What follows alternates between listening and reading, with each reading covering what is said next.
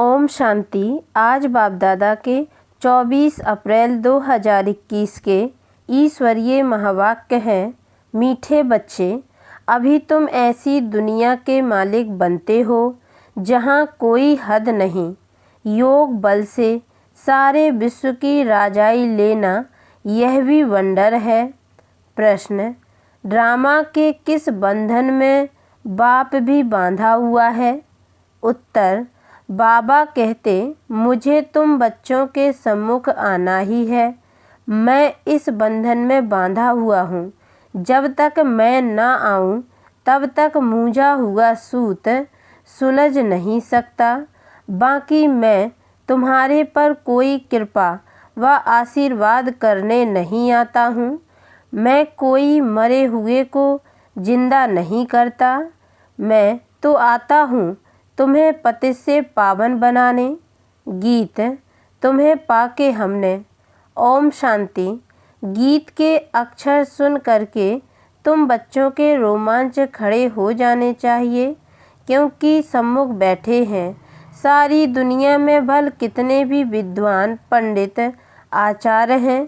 कोई भी मनुष्य मात्र को यह पता नहीं कि बेहद का बाप हर 5000 वर्ष के बाद आते हैं।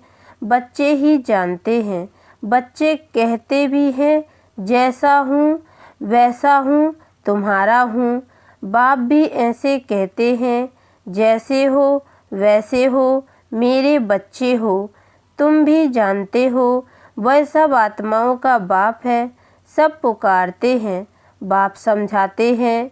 देखो रावण का कितना परछाया है। एक भी समझ नहीं सकते कि जिसको हम परम पिता परमात्मा कहते हैं, फिर पिता कहने से खुशी क्यों नहीं होती है।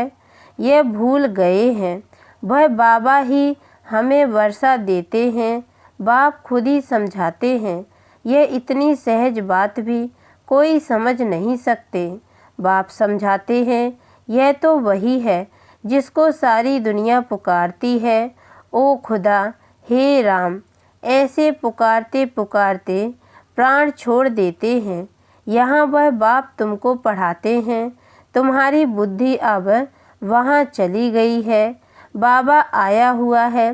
कल्प पहले मुआफिक, कल्प कल्प बाबा आकर पतित से पावन बनाए दुर्गति से सदगति में ले जाते हैं। गाते भी हैं, सर्व का पतित पावन बाप। अभी तुम बच्चे उनके सम्मुख बैठे हो। तुम हो मोस्ट विलव्ड स्वीट चिल्ड्रन। भारतवासियों की ही बात है। बाप भी भारत में ही जन्म लेते हैं। बाप कहते हैं, मैं भारत में जन्म लेता हूँ तो ज़रूर वही प्यारे लगेंगे। याद भी सब उनको करते हैं जो जिस धर्म के हैं। वह अपने धर्म स्थापक को याद करते हैं। भारतवासी ही नहीं जानते कि हम आदि सनातन देवी देवता धर्म के थे। बाबा समझाते हैं, भारत ही प्राचीन देश है तो कह देते कौन कहते हैं कि भारत ही सिर्फ था। अनेक अनेक बातें सुनते हैं। कोई क्या कहेंगे, कोई क्या। कोई कहते हैं, कौन कहता है कि गीता शिव परमात्मा ने ही गाई है। कृष्ण भी तो परमात्मा था, उसने गाई। परमात्मा सर्वव्यापी है, उनका ही सारा खेल है। भगवान के यह सब रूप हैं। भगवान ही अनेक रूप धर लीला करते हैं। भगवान जो चाहे सो कर सकते हैं। अभी तुम बच्चे जानते हो माया भी कितनी प्रबल है। आज कहते हैं बाबा हम वर्षा जरूर लेंगे, नर से नारायण बनेंगे। कल होंगे नहीं। तुम जानते भी हो कितने चले गए। फारकती दे दी। मम्मा को मोटर में घुमाते करते थे, आज है नहीं। ऐसे अच्छे अच्छे भी माया के संग में आकर ऐसा गिरते हैं जो एकदम नीचे पड़ जाते हैं। जिन्होंने कल्प पहले समझा है वही समझेंगे आजकल दुनिया में क्या लगा हुआ है। और तुम बच्चे अपने को देखो क्या बनते हो।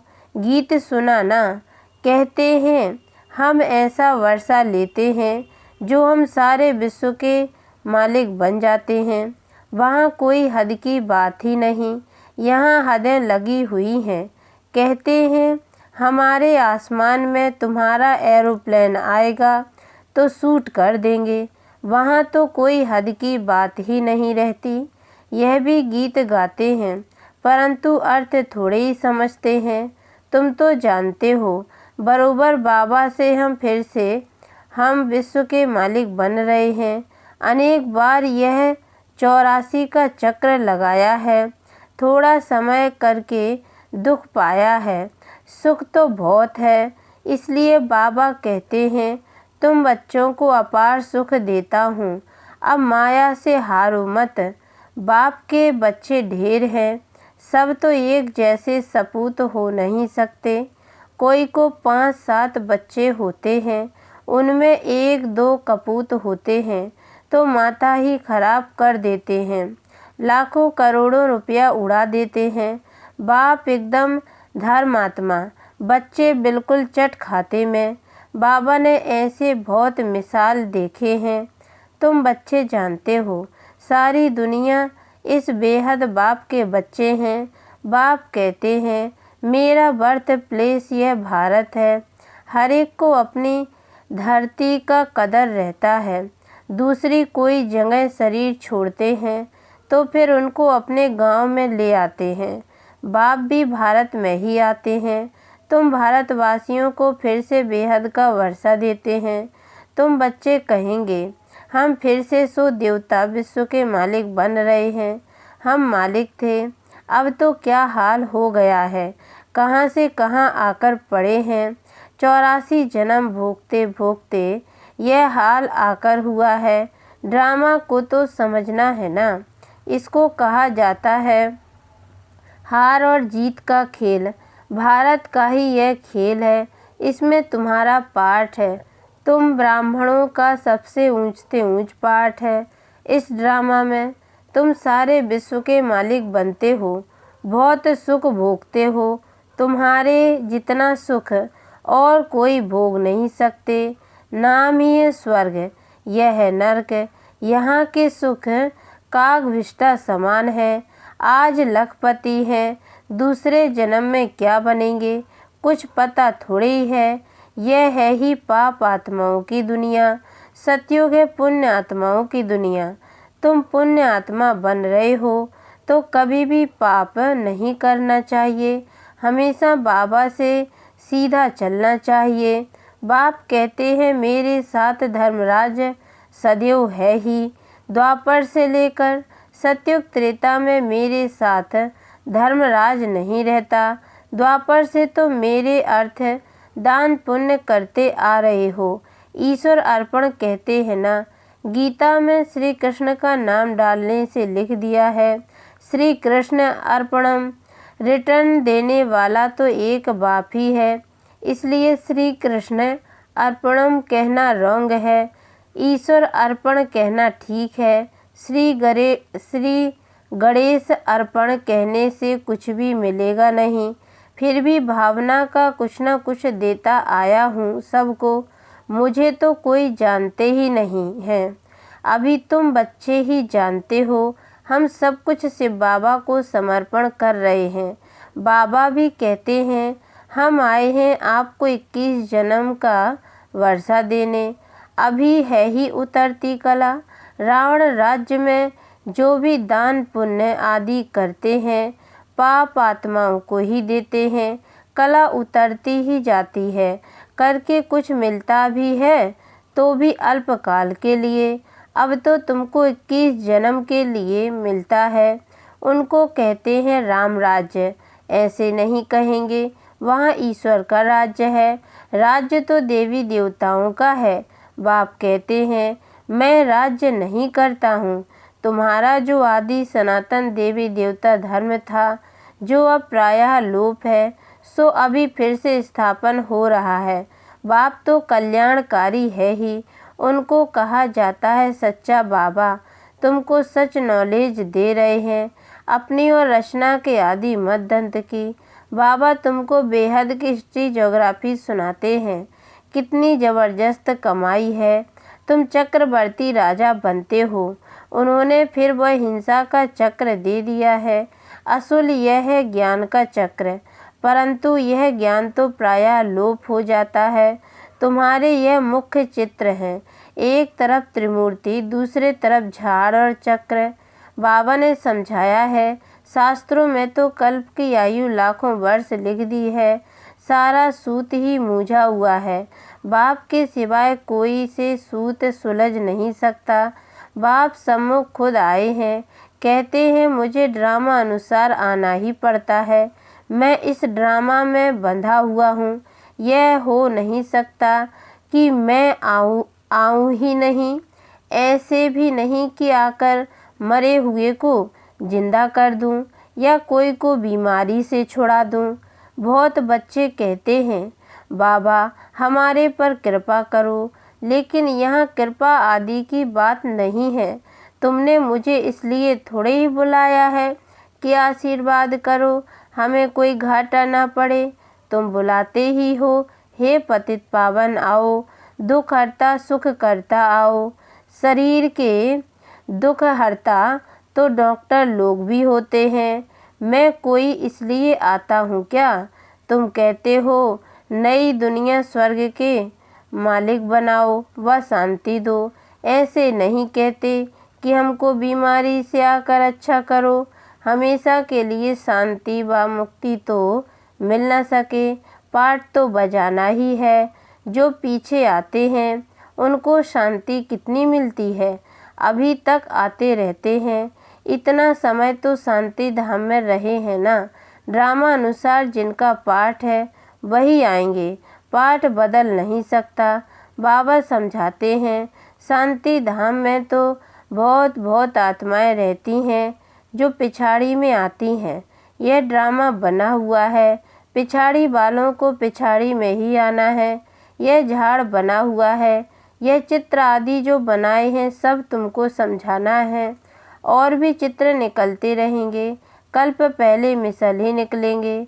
84 का विस्तार झाड़ में भी है, ड्रामा चक्र में भी है। अब फिर सीढ़ी निकाली है। मनुष्य तो कुछ भी जानते नहीं, बिल्कुल ही जैसे बुद्धू है। अब तुम बच्चों की बुद्धि में है। परम पिता परमात्मा जो ज्ञान का सागर, शांति का सागर है, वह हमको इस तन द्वारा पढ़ा रहे हैं। बाप कहते हैं मैं आता ही उनमें हूँ जो पहले पहले विश्व का मालिक था। तुम भी जानते हो, बरोबर हम भी ब्रह्मा द्वारा ब्राह्मण बनते हैं। गीता में तो यह बातें हैं नहीं। बाप कहते हैं यह खुद ही नारायण की पूजा करने वाला था। ट्रेन में भी मुसाफरी करते गीता पढ़ते थे। मनुष्य समझेंगे यह तो बड़ा धर्मात्मा है। अभी वह सब बातें भूलते जाते हैं। फिर भी इसने गीता आदि पढ़ी है ना। बाबा कहते हैं मैं यह सब जानता हूँ। अभी तुम यह विचार करो कि हम किसके आगे बैठे हैं, जिससे विश्व के मालिक बनते हो, फिर उनको घड़ी घड़ी भूल क्यों जाते हो। बाप कहते हैं तुमको 16 घंटा फ्री देता हूँ, बाकी अपनी सर्विस करो। अपनी सर्विस करते हो, गोया विश्व की सर्विस करते हो। इतना पुरुषार्थ करो, जो कर्म करते कम से कम 8 घंटा बाप को याद करो। अभी सारे दिन में 8 घंटा याद कर नहीं सकते। वह अवस्था जब होगी तब समझेंगे यह बहुत सर्विस करते हैं। ऐसे मत समझो हम बहुत सर्विस करते हैं, भाषण बहुत फर्स्ट क्लास करते हैं, परंतु योग बिल्कुल नहीं है। योग की यात्रा ही मुख्य है। बाप कहते हैं सिर पर विकर्मों का बोझ बहुत है, इसलिए सवेरे उठकर बाप को याद करो। 2 से 5 तक है फर्स्ट क्लास वायुमंडल। आत्मा रात को आत्म अभिमानी बन जाती है, जिसको नींद कहा जाता है। इसलिए बाप कहते हैं जितना हो सके बाप को याद करो। अब बाप कहते हैं मन मना भाव, यह है चढ़ती कला का मंत्र। अच्छा मीठे मीठे सिकी लदे बच्चों प्रति माता पिता बाप दादा का याद प्यार और गुड मॉर्निंग। रूहानी बाप की रूहानी बच्चों को नमस्ते और हम रूहानी बच्चों की ओर से भी रूहानी माता पिता बाप दादा को याद प्यार और गुड मॉर्निंग बाबा नमस्ते। धारणा के लिए मुख्य सार पहली पॉइंट है, बाप से सीधा और सच्चा होकर चलना है। कल्याणकारी बाप के बच्चे हैं, इसलिए सर्व का कल्याण करना है, सपूत बनना है। दूसरी पॉइंट, कर्म करते भी कम से कम 8 घंटा याद में जरूर रहना है। याद ही मुख्य है, इससे ही विकर्मों का बोझ उतारना है। वरदान, पुरुषार्थ शब्द को यथार्थ रीति से यूज कर सदा आगे बढ़ने वाले श्रेष्ठ पुरुषार्थी भव। कई बार पुरुषार्थी शब्द भी हार खाने में व असफलता प्राप्त होने में अच्छी ढाल बन जाता है। जब कोई भी गलती होती है तो कह देते हो हम तो अभी पुरुषार्थी हैं, लेकिन यथार्थ पुरुषार्थी कभी हार नहीं खा सकते, क्योंकि पुरुषार्थ शब्द का यथार्थ अर्थ है स्वयं को पुरुष अर्थात आत्मा समझकर चलना। ऐसे आत्मिक स्थिति में रहने वाले पुरुषार्थी तो सदैव मंजिल को सामने रखते हुए चलते हैं। वे कभी रुकते नहीं, हिम्मत उल्लास छोड़ते नहीं। स्लोगन, मास्टर सर्वशक्तिमान की स्मृति में रहो। यह स्मृति ही मालिकपन की स्मृति दिलाती है। ओम शांति।